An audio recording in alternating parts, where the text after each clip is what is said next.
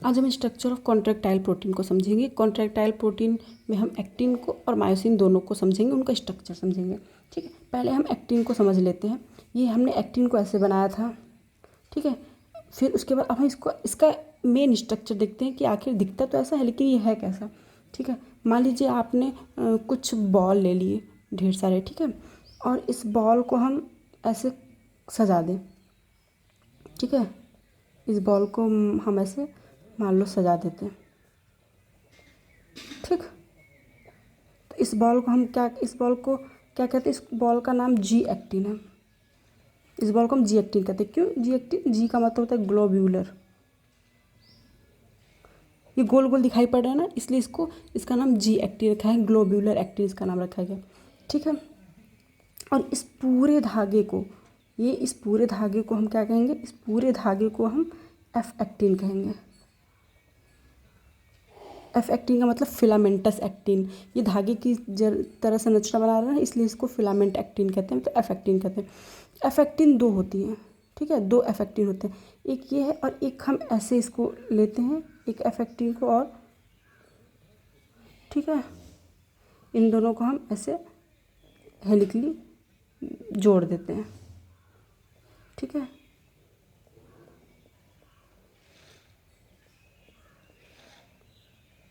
इन दोनों को हम क्या किए?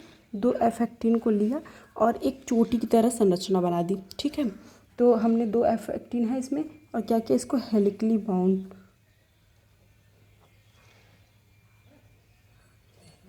Wound to each other. हमने इन दोनों को क्या, दो एफ एक्टिन को लिया और हेलिकली क्या किया? जोड़ दिया। ठीक है, वुंड कर दिया, मतलब चोटी की तरह संरचना हमने बना दी। अब हम दो ट्रोपोमायोसिन प्रोटीन लेंगे, दो ट्रोपोमायोसिन प्रोटीन का लेंगे, दो ट्रोपोमायोसिन प्रोटीन का लेंगे और क्या करेंगे? इन दोनों के बीच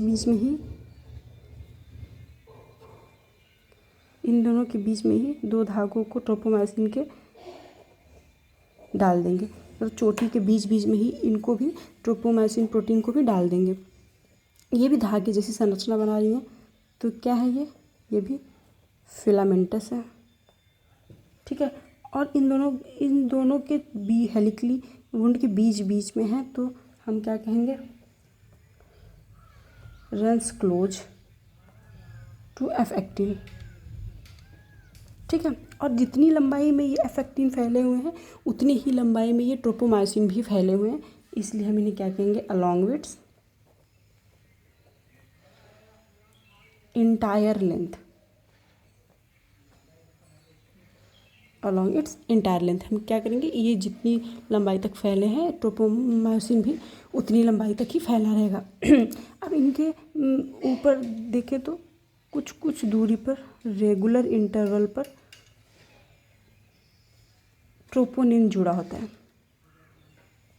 बाइंड किया रहता है। ठीक है, रेगुलर इंटरवल पर ट्रोपोनिन बाइंड किया रहता है। ठीक है, इसे हम कहेंगे ट्रोपोनिन। ठीक, ये कहाँ पे है? ये हमें हर रेगुलर इंटरवल पर है, थोड़ी थोड़ी दूर पे है, ये कंटिन्यूसली नहीं रहेंगे, ये थोड़ी थोड़ी दूर पर रहेंगे। ठीक है, ट्रोपोनिन ये क्या है? डिस्ट्रीब्यूटेड रेगुलर इंटरवल, थोड़ी थोड़ी दूर पर रेगुलर इंटरवल्स। ठीक है, ऑन ट्रोपोमायोसिन। किस पे जुड़े हैं? ट्रोपोमायोसिन पे।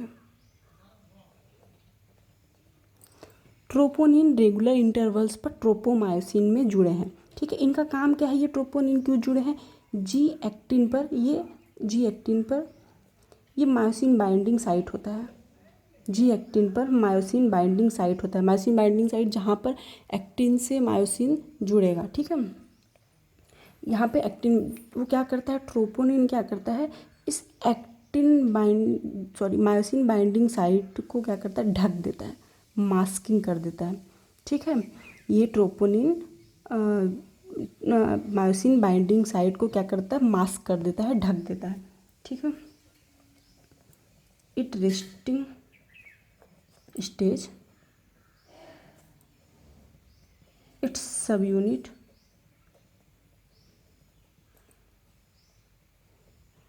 Masks myosin binding site. ठीक है, ये हमने एक्टिन की संरचना, जो ये पतली सी फिलामेंट जैसी संरचना हमने देखी थी, उसका मेन स्ट्रक्चर ये है। ठीक है, ये है जी एक्टिन, जो कि ढेर सारे जी एक्टिन मिल करके एक एफ एक्टिन बनाते हैं, इसलिए हम एफ एक्टिन को पॉलीमर ऑफ जी एक्टिन भी कह सकते हैं, क्योंकि ढेर सारे जी एक्टिन मिल करके एक एफ एक्टिन बनाते हैं। तो एफ एक्टिन को लिया हमने और हेलिकली वुंड कर दिया, चोटी की जैसी संरचना बना दी। ठीक है, उसके बाद 2 ट्रोपोमायोसिन लिया और ट्रोपोमायोसिन को क्या किया, इन दोनों के बीच में से ही इनको अंदर अंदर डाल दिया। ठीक है, फिर उसके बाद ट्रोपोनिन है, जो कि ट्रोपोमायोसिन पर जुड़ा हुआ है, बाइंड किया हुआ है। ये क्या करता है, ये जी एक्टिन पर जो मायोसिन बाइंडिंग साइट होता है उसको ढक कर रखता है। ठीक है, हमने एक्टिन को देख लिया। अब हम मायोसिन को, जो थिक फिलामेंट था जिसकी संरचना हमने ऐसे बनाई थी, अब हम इसको समझेंगे कि इसका मेन स्ट्रक्चर कैसा होता है। ये मायोसिन एक पॉलीमराइज्ड प्रोटीन होता है। पॉलीमराइज्ड क्या होता है, प्रोटीन होता है, मतलब ये ढेर सारे मोनोमर से मिलकर बना होता है। और मोनोमर किसका, ये मीरोमायोसिन, मेनी मीरोमाइसिन लिखेंगे, मेनी मीरोमाइसिन मिल करके मेनी मीरोमाइसिन मोनोमर मिलके क्या करेंगे, इसे इस पॉलीमराइज्ड प्रोटीन को बनाएंगे। ठीक है, अब हम देखते हैं आगे कि ये इसका जो मीरोमाइसिन होता है,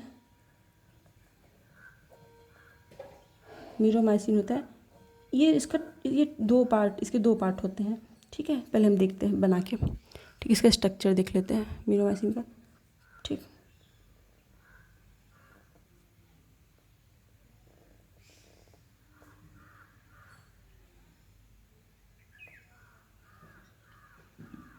ये इसका स्ट्रक्चर है। ठीक, ये है एक मीरोमायोसिन। ऐसे ढेर सारे मीरोमायोसिन मिल करके क्या बनाएंगे, एक मायोसिन बनाएंगे। ढेर सारे मीरोमायोसिन मिल करके एक मायोसिन बनाएंगे। ठीक है, ये है इसका ग्लोब्यूलर हेड।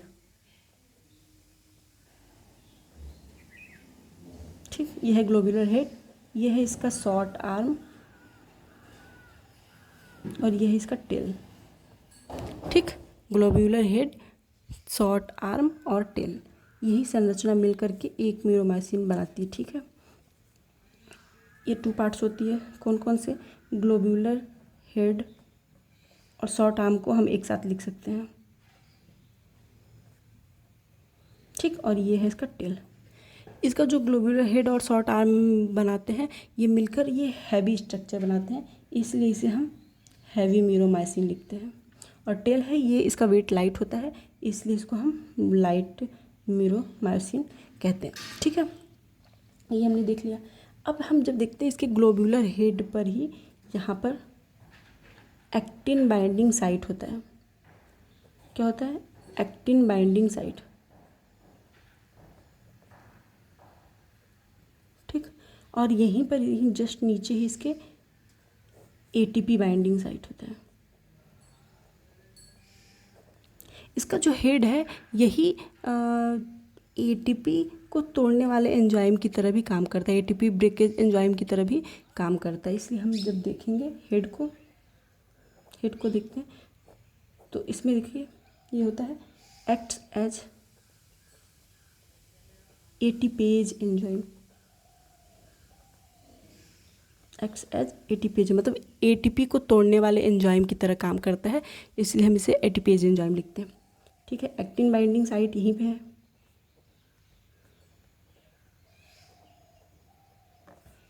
और एटीपी बाइंडिंग साइट भी यहीं पे है।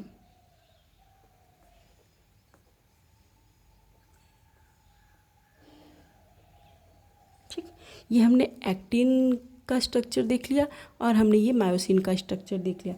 अब इसके बाद हम मैकेनिज्म ऑफ मसल कॉन्ट्रैक्शन समझेंगे। अब हम मैकेनिज्म ऑफ मसल कॉन्ट्रैक्शन समझेंगे और ये जो मैकेनिज्म है मसल कॉन्ट्रैक्शन का, ये स्लाइडिंग फिलामेंट थ्योरी की मदद से हम समझेंगे। स्लाइडिंग फिलामेंट थ्योरी इसका नाम क्यों पड़ा है? क्योंकि इसमें क्या होता है कि थिन फिलामेंट क्या करता है, स्लाइड करता है ओवर थिक फिलामेंट, मतलब एक्टिन फिलामेंट मायोसिन फिलामेंट पे क्या करता है, स्लाइड करता है। ठीक है, हम समझते हैं। पहले हम देखते हैं क्या होता है। ये हमने कुछ टच किया, ठंडा या गर्म, हमें कोई टच हुआ, कुछ टच हुआ तो हम स्टिमुलस आएगा। ठीक है, जैसे ही स्टिमुलस आएगा, ठीक है, हमारा क्या करेगा, सेंसरी नर्व क्या करेगा, सिग्नल लेके जाएगा। ठीक है, किसके पास जाएगा, सेंट्रल नर्वस सिस्टम के पास जाएगा।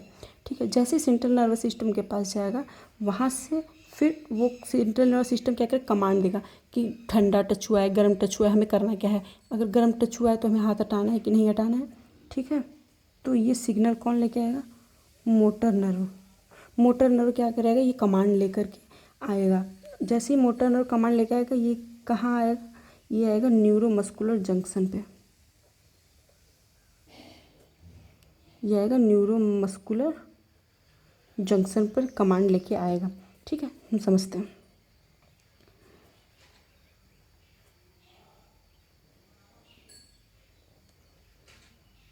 ठीक, ये हमारा हो गया एक्सॉन। ठीक है, ये एक्सॉन हो गया, और ये क्या हो गया, एक्सॉन टर्मिनल। ये क्या हो गया, एक्सॉन टर्मिनल, मतलब एक्सॉन का एंड हो गया। ठीक है, एक्सॉन के एंड पर ही क्या प्रेजेंट होंगे, यहीं पर कुछ साइनेप्टिक वेसिकल्स प्रेजेंट होंगे। ठीक है, कुछ साइनेप्टिक वेसिकल्स प्रेजेंट होंगे, साइनेप्टिक वेसिकल्स, यहाँ पे साइनेप्टिक वेसिकल्स प्रेजेंट होंगे। इन साइनेप्टिक वेसिकल्स में न्यूरोट्रांसमीटर भरे होंगे। इन्हीं साइनेप्टिक वेसिकल में न्यूरोट्रांसमीटर भरे होते हैं। न्यूरोट्रांसमीटर क्या भरा होता है, एसिटाइल कोलिन। ठीक है, ये न्यूरोट्रांसमीटर होता है एसिटाइल कोलिन। ठीक है, अब हमने ये सेल्स, ये हमारा मसल सेल्स है।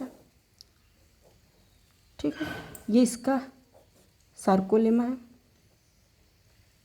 Plasma membrane. ठीक है, ये इसका साइटोप्लाज्म है, सार्कोप्लाज्म। ठीक है, और यहाँ पे ये सार्कोप्लाज्मिक रेटिकुलम, जहाँ पे ये क्या हमने बताया था, ये कैल्शियम का स्टोर हाउस है। ठीक है, ये है सार्कोप्लाज्मिक रेटिकुलम। ठीक है, यहाँ पे ये साइनेप्टिक क्लेफ्ट है, गड्ढा। ठीक, यहाँ से जैसे ही कैल्शियम इंटर करेगा, ठीक है, ये जो साइनेप्टिक वेसिकल्स हैं, ये क्या हो जाएंगे, ब्रस्ट हो जाएंगे। क्या करेंगे, ब्रस्ट हो जाएंगे, फट जाएंगे। और यहाँ पर क्या होगा, ये न्यूरोट्रांसमीटर एसिटाइल कोलिन क्या होगा, साइनेप्टिक क्लेफ्ट में आ जाएगा। और यहाँ पर मसल्स की प्लाज्मा मेम्ब्रेन पर, मतलब सार्कोलेमा पर रिसेप्टर्स प्रेजेंट होंगे। क्या प्रेजेंट होंगे, रिसेप्टर्स प्रेजेंट होंगे। ठीक है, जैसे ही यहाँ पे एसिटाइल कोलिन आएगा, ये रिसेप्टर्स क्या करेंगे, ये रिसेप्टर्स क्या करेंगे, ये क्या करेंगे, इम्पल्स को रिसीव कर लेंगे। ठीक है, ये स्टिमुलस क्या करेंगे, कमांड को रिसीव कर लेंगे। ठीक है, रिसीव करके ये क्या करेंगे, इस सार्कोप्लाज्म में डाल देंगे। इस सार्कोप्लाज्म में डालने के बाद क्या होगा, ये जो कमांड आया है, ठीक है, इम्पल्स आया है, वो ये सार्कोप्लाज्मिक रेटिकुलम पे जाएगा। जैसे सार्कोप्लाज्मिक रेटिकुलम के पास जाएगा, ये क्या करेंगे, ये कैल्शियम आयन को रिलीज कर देंगे। ये क्या करेंगे, कैल्शियम आयन को रिलीज कर देंगे। ठीक, ये कैल्शियम आयन को रिलीज, जैसे ही कैल्शियम आयन रिलीज होगा, ठीक है, कैल्शियम आयन रिलीज होगा, वो पूरे सार्कोप्लाज्म में क्या हो जाएगा, ये आ जाएंगे। ठीक है, ये कैल्शियम आयन सार्कोप्लाज्मिक रेटिकुलम से निकलकर इस सार्कोप्लाज्म में आ जाएंगे। जैसे ही कैल्शियम आयन सार्कोप्लाज्म में आए, ठीक, कैल्शियम आयन क्या होंगे, सार्कोप्लाज्म में आएंगे, तो ये कैल्शियम आयन क्या करेंगे, बाइंड कर जाएंगे, bind with C site of troponin. ठीक, जैसे ही कैल्शियम आयन सार्कोप्लाज्म में आए, ये ट्रोपोनिन के सी साइट से, जो ट्रोपोनिन था वो सब यूनिट का मिलकर बना था, तो उसमें सी साइट होता है जहाँ से ये कैल्शियम बाइंड करते हैं। ठीक है, वैसे ही कैल्शियम क्या करेंगे, सी साइट से, ट्रोपोनिन की सी साइट से बाइंड कर जाएंगे। जैसे ही कैल्शियम ट्रोपोनिन की सी साइट से बाइंड करेंगे, वहाँ पर कुछ चेंज आएगा। ठीक है, कुछ वहाँ पे चेंज आएगा, ठीक है, conformational change in troponin and ट्रोपोमाइसिन। Troponin ट्रोपोमाइसिन, जैसे ही सी साइड से कैल्शियम जुड़े, ठीक है, ट्रोपोनिन ट्रोपोमाइसिन में कुछ चेंज आएगा। जैसे ही चेंज आएगा इनमें तो क्या होगा कि जो एक्टिन बाइंडिंग साइट था वो अनमास्क हो जाएगा।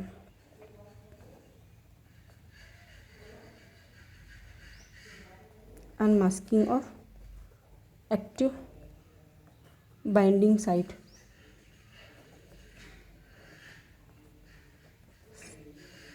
Active binding site of G actin. G actin पर जो एक्टिव बाइंडिंग साइट मास्क हुए थे, मतलब ट्रोपोनिन ने उन्हें ढक कर रखा था, वो क्या हो जाएंगे, वो अनमास्क हो जाएंगे, ठीक है, खुल जाएंगे। ठीक, जैसे ही एक्टिव बाइंडिंग साइट ओपन होंगे, ये क्या करेंगे, क्रॉस ब्रिज का फॉर्मेशन करेंगे।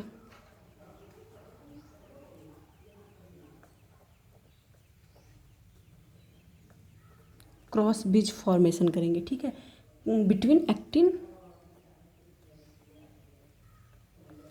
And myosin. ठीक है, जैसे ही जी एक्टिन का एक्टिव बाइंडिंग साइट अनमास्क होगा, ठीक है, वैसे ही एक्टिन और मायोसिन आपस में क्या करेंगे, जुड़ करके एक क्रॉस ब्रिज का फॉर्मेशन करेंगे। ठीक है, और जैसे ही क्रॉस ब्रिज का फॉर्मेशन होगा, ठीक है, एनर्जी की वजह से, ये क्रॉस ब्रिज का फॉर्मेशन क्यों होगा, एनर्जी की वजह से क्रॉस ब्रिज का फॉर्मेशन होगा। ठीक है, उसके बाद जैसे ही होगा क्या करेंगे, स्लाइडिंग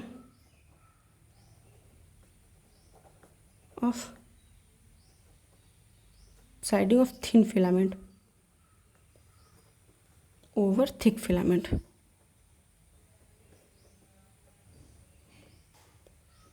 जैसे ये दोनों मिलकर क्रॉस ब्रिज बनाएंगे, क्या हो जाएगा, थिन फिलामेंट पूरे थिक फिलामेंट पर क्या करें, स्लाइड कर जाएगा। मतलब ये मायोसिन पे एक्टिन क्या करेगा, ये पूरा स्लाइड कर जाएगा।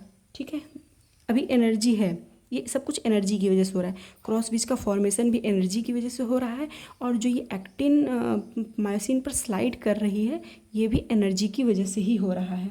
ठीक, जैसे ही ये इस पर थोड़ी दूर के लिए स्लाइड, मायोसिन पर एक्टिन थोड़ी दूर स्लाइड करेगी, तो उसकी एनर्जी क्या हो जाएगी, ख़त्म हो जाएगी। जैसे ही एनर्जी ख़त्म हो जाएगी, न्यू एटीपी जुड़ेगा, new ATP molecules on myosin head.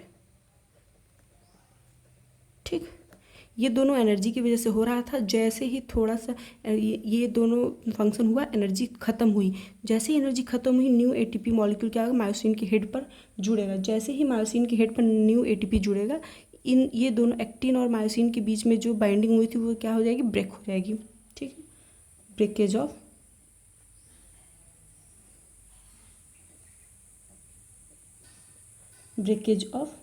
Cross bridge. ठीक है, जो ये क्रॉस ब्रिज बना था, जैसे ही न्यू एटीपी जुड़ेगी, ये क्रॉस ब्रिज क्या हो जाएगा, टूट जाएगा। ठीक, जब क्रॉस ब्रिज टूट जाएगा तो फिर क्या होगा, फिर myosin new actin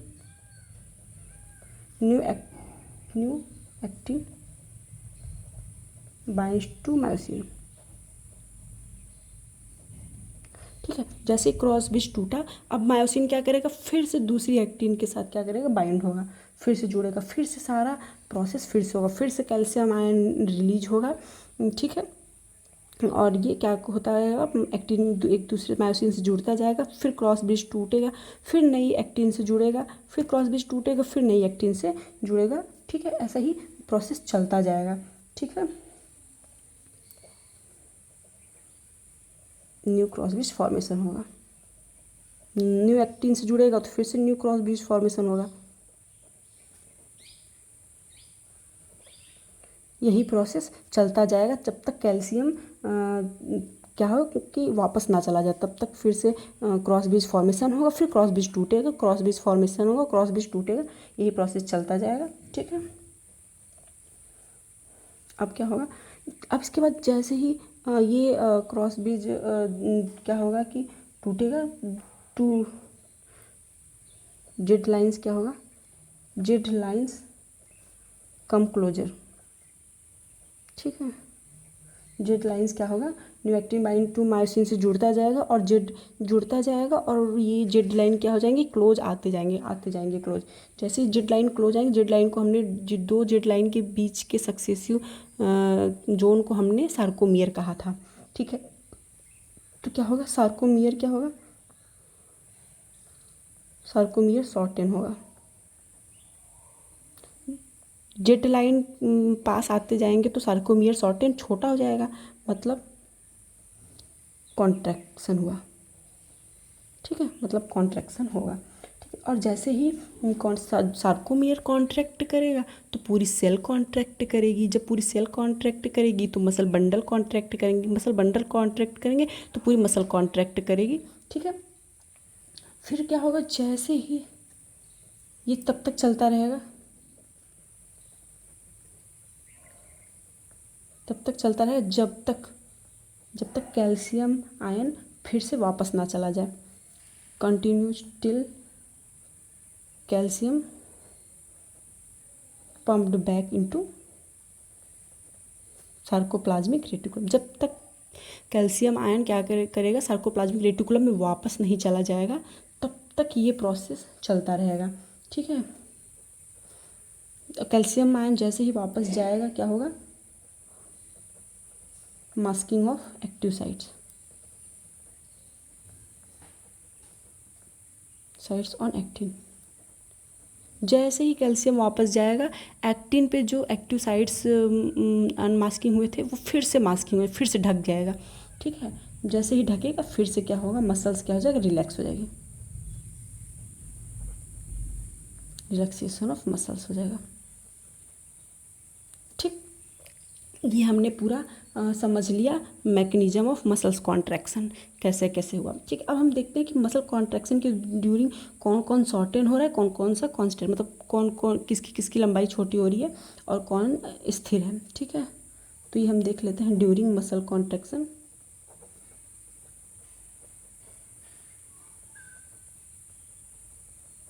during muscle contraction, ठीक। अगर सार्कोमियर को देखें तो सार्कोमियर क्या हो रहा है, शॉर्टेन हो रहा है। सार्कोमियर क्या हो रहा है, शॉर्टेन हो रहा है, ठीक है। हम एच जोन को देखें, एच जोन भी क्या हो रहा है, शॉर्टेन हो रहा है, घट रहा है। एच जोन भी क्या हो रहा है, शॉर्टेन हो रहा है, ठीक। हमने आई बैंड को देखें तो आई बैंड भी क्या हो रहा है, वो भी शॉर्टेन हो रहा है।